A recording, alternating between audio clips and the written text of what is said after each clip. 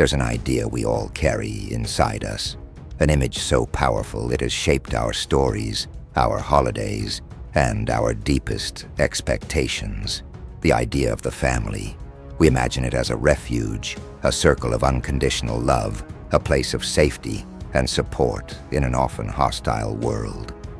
We think of the good old days, of large, united, extended families sitting around a hearth, sharing stories and values from one generation to the next. It's the Norman Rockwell ideal, the little house on the prairie fantasy.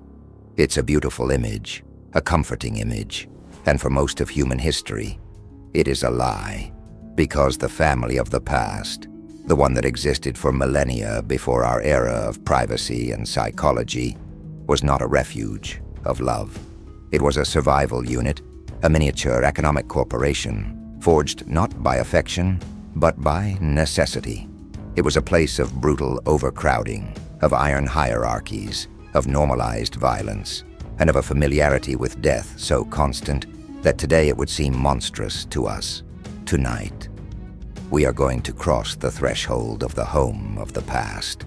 Not the kings in his castle, but the peasants, the artisans, the common citizens. We are going to sit at their table, sleep in their bed, and discover the brutal truth about the most fundamental institution of all. Forget everything you think you know about family ties. The reality was much more complicated and far less sentimental. The first thing you have to erase from your mind is the idea of a house with rooms. Forget bedrooms, the living room, the kitchen. For the vast majority of people, from ancient Rome until well into the industrial era, the home was a single space. Imagine you're a medieval peasant. Your house is a one-room hut built with wattle and daub, wood, and a thatched roof that leaks with every rain. There are no glass windows, just small openings covered with cloth or wooden shutters, plunging the interior into a perpetual gloom. The floor is packed earth, cold and damp. And in this single space of no more than 20 square meters live you, your wife, your 5 surviving children, and probably your elderly father and widowed mother-in-law. And of course, during the winter, the cow, a few chickens, and perhaps a pig. This isn't a choice. It's a necessity. The collective body heat, both human and animal, is your only central heating. The fire in the open hearth in the center of the room provides some warmth but fills the space with an acrid smoke that irritates your eyes and lungs for life. The concept of privacy does not exist. You are born, you eat, you work, you sleep, you get sick, and you die in the same room, in plain sight of everyone. You hear every cough, every argument, every snore. There is nowhere you can retreat to be alone. Solitude is not a right. It's an unthinkable luxury, often viewed with suspicion. Why would anyone want to be alone unless they were plotting something? Marital intimacy is not a private act. It takes place in the same bed, or on the same pile of straw where your children and your parents sleep, separated perhaps by a simple cloth curtain. If you're lucky, the sound and movement are just part of the nightly soundscape of the house. Within this overcrowded cage, life was not governed by love and consensus. It was governed by an iron hierarchy, and at the top of that family pyramid sat the father. In law and custom, from the Roman patria potestas to English common law, the man was the undisputed head of household. He was not a partner. He was the ruler. His word was law. His wife was legally his property. She could not own land in her name. She could not sign contracts. She could not testify in court against him. Her purpose was threefold: manage the household, work alongside him in the field or workshop, and most importantly, produce children. Male children, if possible, to inherit the land and continue the lineage. The children, in turn, were the family's labor force. They were not raised to find their passion or realize themselves as individuals. They were raised to be useful. From the age of 5 or 6, they already had chores. Boys helped in the field, learned their father's trade. Girls helped in the house, learned to spin, to cook, to care for their younger siblings. Childhood, as we understand it today, a protected period of play and learning, simply did not exist for most. It was a brief apprenticeship for the harsh reality of adult life, and the father's authority was maintained through violence. Domestic violence was not a crime. It was an accepted and often expected tool of discipline. A man had the right to beat his wife and his children, not necessarily out of sadism, but to correct their behavior. The rule of thumb. The idea that a man could beat his wife with a stick no thicker than his thumb is likely a myth, but the reality it reflects is not. Court records from the era are full of cases, but a man was rarely punished for beating his family unless the violence was so extreme that the wife or child was left unable to work, becoming a burden on the community. It was the damage to property that was punished, not the suffering of the individual. Children also suffered this violence. The idea that learning enters with blood was the pedagogical norm. They were beaten at home, beaten at school if they were lucky enough to go, beaten as apprentices. It was believed that pain was essential to forge character and ensure obedience. Forget romantic love. For most of history, marriage was not a union of two souls. It was a merger of two family businesses. Marriage was arranged by the parents, and the negotiations centered on two things: the dowry and property. The dowry was the bride's family's contribution to the new household: money, land, livestock, household goods. It was a way of compensating the groom's family for the burden of a new mouth to feed. Love was not a requirement, not even an expectation. What was expected was loyalty, work, and, above all, children. If you were lucky, affection and respect could grow over time, forged in the hard furnace of shared survival. But many were not so lucky.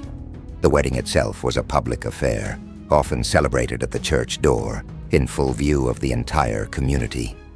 Because marriage wasn't just a matter for two people. It was a social contract that affected everyone, and divorce was practically impossible. The Catholic Church considered marriage an indissoluble sacrament. An annulment could only be obtained if it was proven that the marriage had never been valid in the first place. For example, if the couple were too closely related. It was a long, expensive process reserved almost exclusively for the rich and powerful. For most, marriage was a life sentence. You were trapped, for better or worse, with the person your parents had chosen for you. And if the relationship was abusive or unhappy, your only option was to endure it. But perhaps the most brutal and alien aspect of the ancient family was its constant relationship with death. Death was not a distant, sterilized event that happened in hospitals. It was always present, in the very center of the home. The sky-high infant mortality rate meant that almost every family had lost several children. Women died in childbirth. Men died in work accidents or wars, and diseases carried off young and old alike. When someone fell gravely ill, they weren't taken to a hospital. They died at home, in the family bed, surrounded by the rest of the family. Children watched their grandparents take their last breath. Husbands watched their wives succumb to childbed fever. Grief was public and ritualized, but life had to go on. There was no time for prolonged mourning. If your wife died, you had to remarry quickly, not for lack of love, but out of necessity.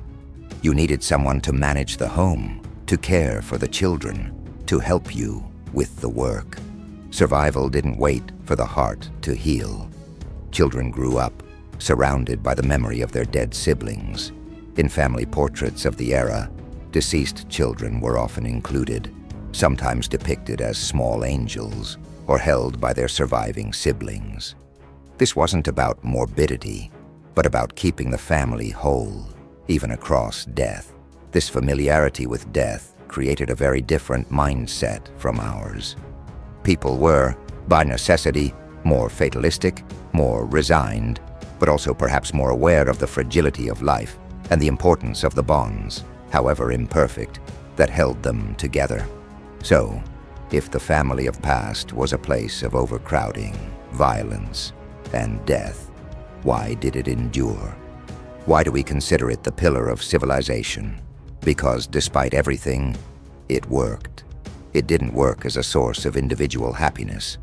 It worked as a unit of survival. In a world with no pensions, no social security, no health insurance, your family was your only safety net. If you got sick, your family took care of you. If you had a bad harvest, your family shared their food. If you grew old and unable to work, your children supported you. Blood ties were the strongest and often the only ones you could trust. Your distant cousin, whom you barely knew, was more reliable than your neighbor because you shared a common ancestor. The clan, the extended family, was your tribe, your miniature nation. And despite the brutality, there was also love. A different love from ours, perhaps less expressive, more pragmatic, forged in shared suffering. The love of a father who beat his son to toughen him up for the world, but who also worked to exhaustion to make sure he had bread to eat. The love of a mother who seemed distant with her newborn for fear of growing too attached, but who would fight like a lioness to protect him. The modern family, with its emphasis on romantic love, personal fulfillment, and privacy, is a very recent invention. It is a product of the wealth, medicine, and security that our ancestors never knew. When we idealize the family of the past, we are often projecting our own values onto a world that did not share them. The reality is that the ancient family was an institution forged by necessity, not by choice. It was a fortress designed to withstand the storms of an incredibly harsh world. And like any fortress, it was often a dark, claustrophobic, and oppressive place for those who lived inside. So the next time you get together with your family in your warm, spacious house, take a moment. Think of that one-room hut. Think of the overcrowding, the smoke, the hunger. Think of the inflexible hierarchy, the normalized violence, the constant shadow of death. And appreciate not only the love that binds you, but the space. The space to breathe, the space to be alone, the space to be an individual and not just a cog in a survival machine. Because that, in the great and brutal tapestry of human history, is the greatest luxury of all.